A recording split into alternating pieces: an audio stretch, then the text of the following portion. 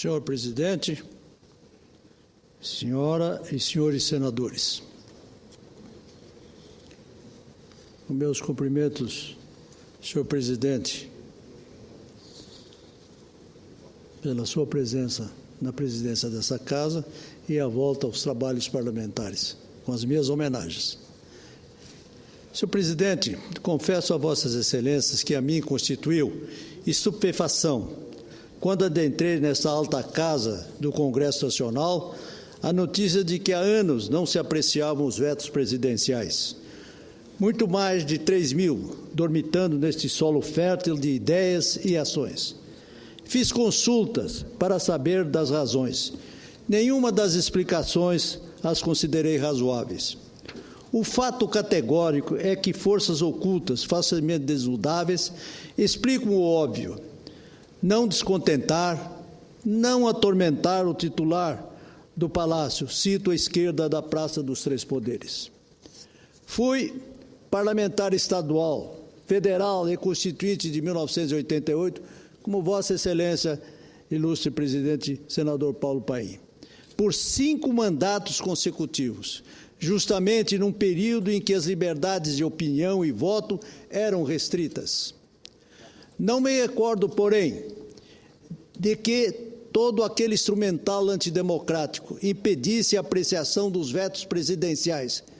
Cumpria-se o ritual da Constituição e o regimento comum das duas casas, o Senado e a Câmara dos Deputados. Poder-se-ia afirmar que aquele era um período de restrições à liberdade congressual de decidir, quando se votava ao alvedrio do governo central. Concordo, porém votava-se formalmente, votava-se, cumpria-se o ritual. Agora, num clima de consciência democrática, nada, nem formalmente, se cumpre. Perdoe-me, a diferença é tão gritante quanto injustificável. Há que se confessar, bater do peito, mea culpa, mea culpa, mea culpa.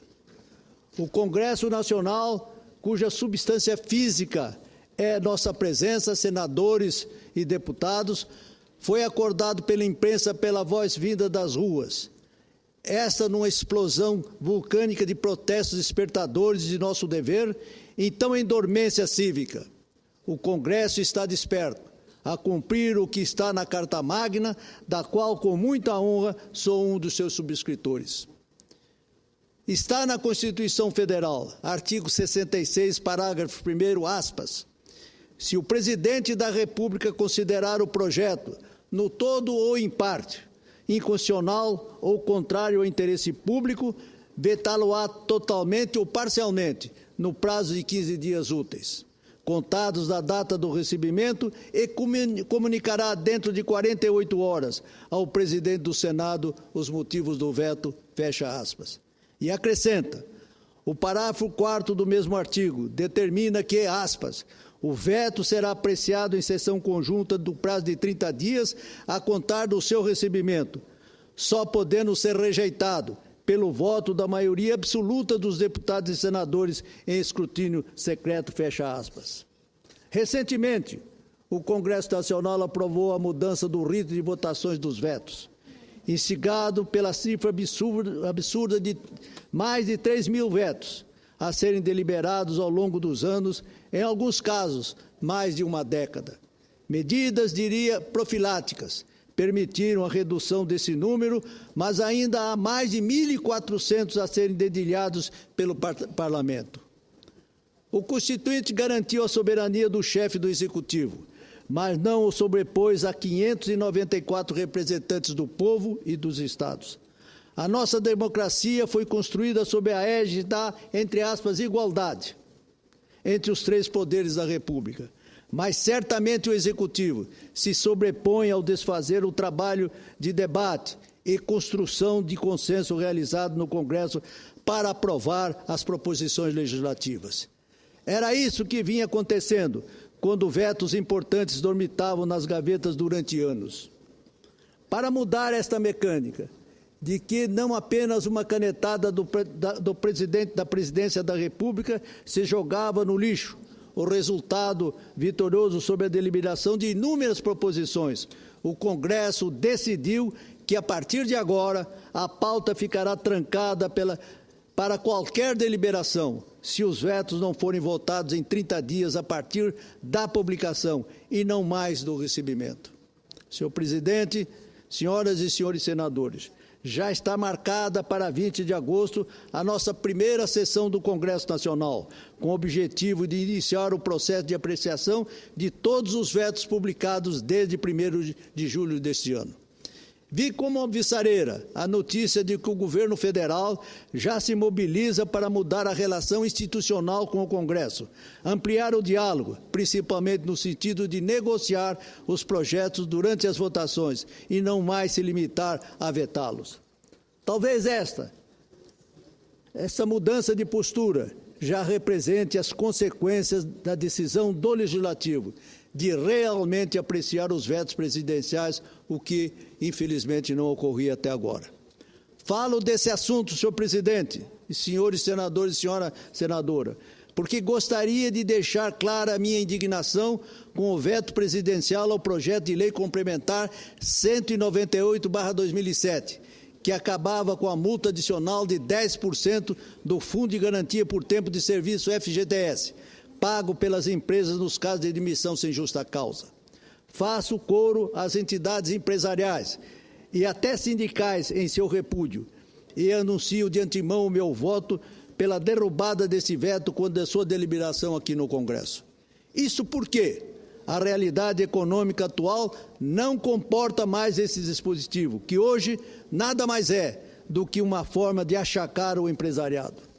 Deixo claro que o projeto vetado não prejudicava de forma alguma o trabalhador, mas garantia um encargo a menos para a iniciativa privada. Explico o porquê.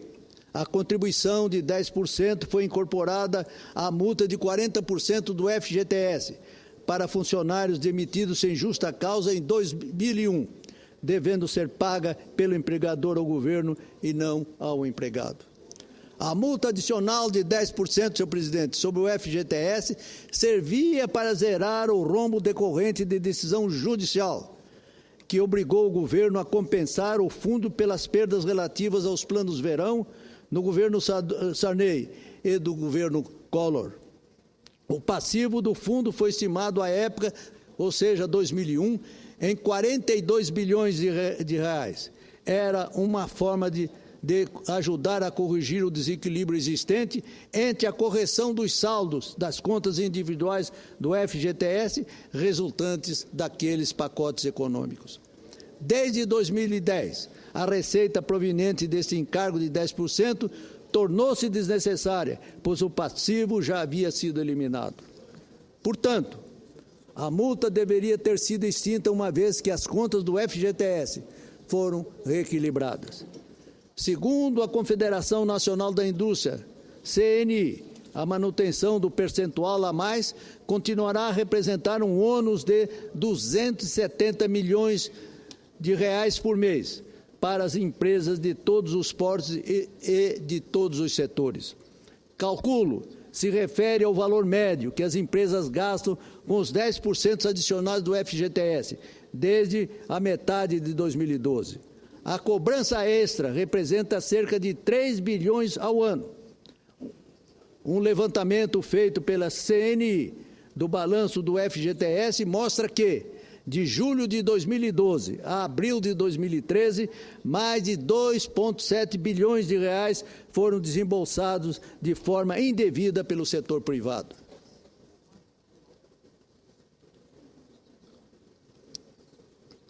Sendo assim, senhor presidente, senhoras e senhores senadores, fica claro que com o veto total ao projeto, garantida a manutenção da multa extra de 10% do FGTS, o Poder Executivo age de forma incoerente e na contramão do compromisso de incentivar a competitividade e reduzir a carga tributária do Brasil. É a oficialização de uma cobrança instituída em caráter provisório há mais de 12 anos, com a finalidade específica que já foi atingida.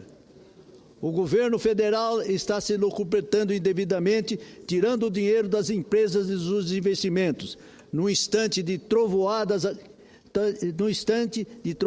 ameaçadoras, que estão próximas de um vendaval que poderá levar o país a uma desaceleração na sua atividade econômica ainda mais aguda. O engraçado é que o Executivo Federal dá com uma mão e tira com a outra. Age de maneira contraditória e, é claro, midiática, ao anunciar que está tirando encargos da folha de pagamento de mais setores da economia, mas, por outro lado, veta um projeto de lei que extinguia uma cobrança que já poderia ser considerada imoral, por se tratar de uma lei que foi feita provisoriamente, com a finalidade específica de pagar expurgos. Segundo a Federação das Indústrias do Estado do Rio de Janeiro, Firjan, a carga tributária hoje consome 37% das riquezas produzidas no Brasil. É passada a hora de fazermos uma reforma tributária séria, efetiva e responsável.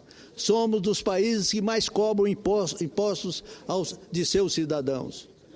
Toda dona de casa sabe que quando o orçamento doméstico aperta, é preciso cortar gastos.